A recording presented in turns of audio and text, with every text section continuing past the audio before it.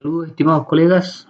Bueno, en esta oportunidad vamos a conversar sobre este tema de qué relación existe entre la cultura y el currículum. Eh, estos elementos conceptuales previos obviamente son base para entender un poco la dinámica del currículum y cómo se configura en los instrumentos curriculares que el Estado nos ha dispuesto. Bueno, la primera afirmación que hace José Jimeno Sacristán, que es el autor que yo voy a utilizar en esta oportunidad, él dice, bueno, el currículum resulta de una selección cultural. Ahora, ¿qué vamos a entender por cultura? Bueno, si el ser humano lleva 2000 años en esta tierra y en estos 2000 años ha construido conocimiento, ha desarrollado habilidades, valores y destrezas, ¿cierto? Obviamente, si uno piensa en la cantidad de culturas y conocimientos que hemos desarrollado, la capacidad que tiene el Estado de condensar todos estos elementos culturales y plasmarlos en un currículum es bastante compleja. Entonces, los estados, los países, deciden de todo el acervo cultural de la humanidad, deciden seleccionar, ¿no es cierto? Esto sí, esto no, esto sí, esto no, obviamente bajo criterios de prioridad. Por ejemplo, que nuestro currículo nacional hable sobre terremotos no es al azar. Nuestro país es un país sísmico, es decir, cuando el Estado decide qué enseñar, qué contenidos, qué habilidades, qué actitudes, ¿no es cierto? Hace esta selección en función de las necesidades de las personas, pensando en que el currículum que se construye o que los elementos culturales que se van a considerar otorguen a la ciudadanía ventajas significativas para mejorar obviamente su calidad de vida, ¿no es cierto? O para mejorar, ¿no es cierto?, su condición socioeconómica. Es decir, ya en la selección cultural, cuando ya el constructor, el Estado o sus asesores, ¿no es cierto?, plantean cuáles son los elementos culturales a considerar, eh, detrás de esa selección hay unas razones potentes del ámbito económico, del ámbito social, del ámbito de los valores, del ámbito de la tecnología, ¿no es cierto? Es decir, utiliza criterios para hacer esta selección. Pero también hay que entender que el currículum, como es una selección de la cultura, eh, el currículum solamente es una introducción preparatoria para que el estudiante comprenda cómo es la vida real, para que el estudiante comprenda una introducción, para que el estudiante comprenda cómo es la cultura general. En definitiva, que el niño permanezca en la escuela jamás le va a ofrecer una concepción total y acabada, ¿no es cierto?, de lo que es la vida real o lo que es la cultura exterior. ¿Por qué? Porque el currículum solo me refleja parte de esta cultura que existe. Ahora, esto es importante, o es importante que los docentes entiendan, ¿no es cierto?, que hay elementos culturales que se han priorizado para que exista un perfil de egreso establecido, ¿no es cierto?, un perfil de egreso claro. Ahora, obviamente, eh, la gran deuda quizás que tenemos los docentes es precisamente el conocer estos elementos culturales centrales, porque en definitiva esta selección cultural refleja el perfil de ciudadano que se busca.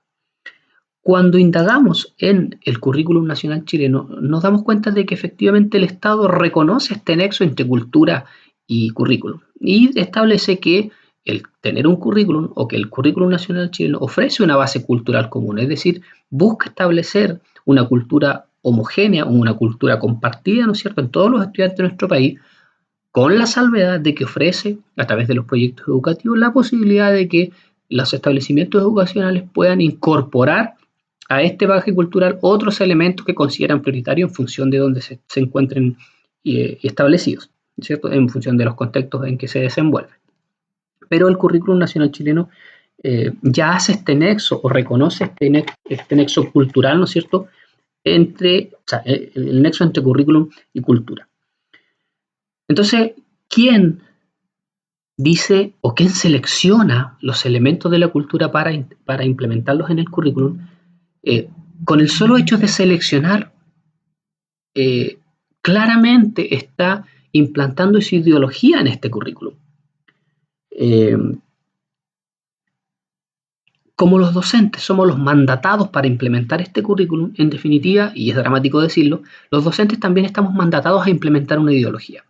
Si lo pensamos de manera, no sé, maquiavélica, podríamos decir que es riesgoso que la educación intenta implementar en los estudiantes ideologías.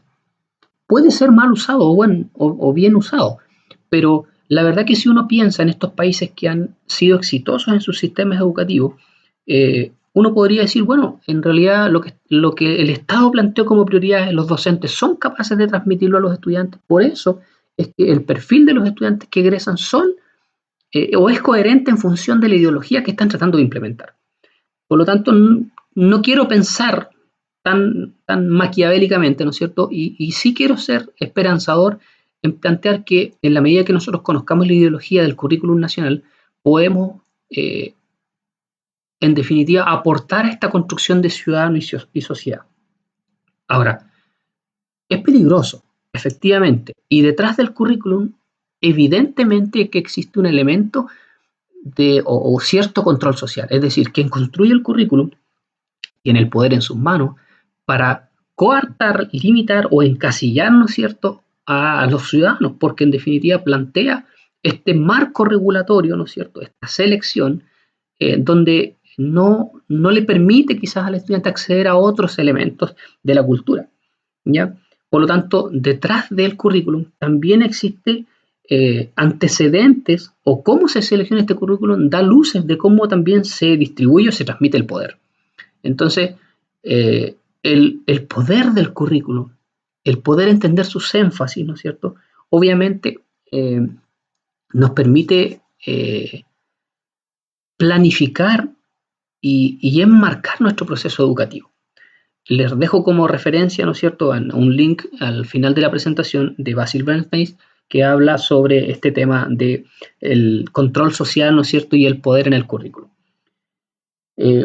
Cuando nosotros nos preguntamos como docentes de Chile, bueno, ¿puedo resumir en una frase qué es lo que busca en definitiva el Estado chileno en la preparación de los estudiantes? Cuando buscamos, ¿no es cierto?, en las referencias de las bases curriculares, nos encontramos que uno de los grandes elementos que configuran las visiones de hombre y sociedad tiene que ver con los objetivos fundamentales transversales.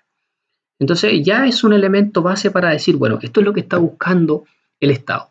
Pero más aún, si yo indago en la Ley General de Educación, voy a encontrar que son dos los grandes énfasis que el Estado chileno ofrece a la educación. Y esos dos ámbitos son el desarrollo de la persona y en la sociedad, por lo tanto ya veo que tiene una tendencia hacia lo colectivo, y segundo, desarrollarse en el ámbito del conocimiento y la cultura. Es decir, ya al leer los dos grandes elementos del currículo nacional, ¿cierto?, veo que hay una orientación, que hay un énfasis, que hay una ideología, que hay una concepción de hombre que está plasmada y que puedo resumirla en una frase. Si yo entiendo, ¿no es cierto?, cuál es el énfasis concreto del currículum chileno, claro, voy a tener que implementar los objetivos de aprendizaje, pero también mirando que el objetivo macro es otro. Y no me pierdo en una serie de objetivos, en una serie de indicadores, en una serie de objetivos fundamentales transversales, sino que voy bien a lo medular. Y puedo en definitiva hacer un trabajo más consciente, ¿no es cierto?, y más focalizado en el objetivo final que nos está pidiendo el Estado. Bueno, si el currículum tiene este tremendo poder y en su construcción existen elementos, o sea, si en su construcción está en juego una ideología, una concepción del ciudadano, entonces sería interesante saber, bueno, quiénes construyeron el currículum chileno. Entonces, las preguntas de reflexión para ustedes son las siguientes y que las pueden encontrar en las bases curriculares, específicamente en el ítem, en el título de fuente consultada, donde establece, por ejemplo, en relación a las bases curriculares 2012, bueno, ¿cuáles fueron los actores que participaron en esta construcción? Al saber cuáles actores, yo puedo decir, bueno, detrás de esto hay una ideología. O qué base teórica. ¿Por qué elegir este autor o esta organización o esta investigación? Porque detrás de eso también nos va a dar luces respecto de cómo se concibe el desarrollo ciudadano. Y por último, bueno, ¿qué instancias de participación dieron vía a este currículum actual? Estas preguntas de reflexión obviamente vienen a tratar de, por una parte, consolidar el conocimiento de nuestro currículum nacional, pero además derribar algunos mitos, como por ejemplo que el currículum nacional lo construyen entre cuatro paredes, que es una concepción que yo he escuchado bastante. Entonces, La idea es que por una parte podamos identificar los actores y por otra parte poder ya previsualizar cuáles son los elementos centrales, que ojalá se puedan resumir en una frase, de nuestro currículum y que obviamente vamos a profundizar lo más probable en el próximo taller de reflexión. Les dejo entonces estas consultas en el próximo video, vamos a tratar de responderlas, ¿no es cierto? Y les dejo algunas lecturas consultadas, ¿no es cierto?, donde ustedes pueden profundizar un poco más. Bueno, les agradezco, ¿no es cierto?, su colaboración y nos vemos en el próximo video.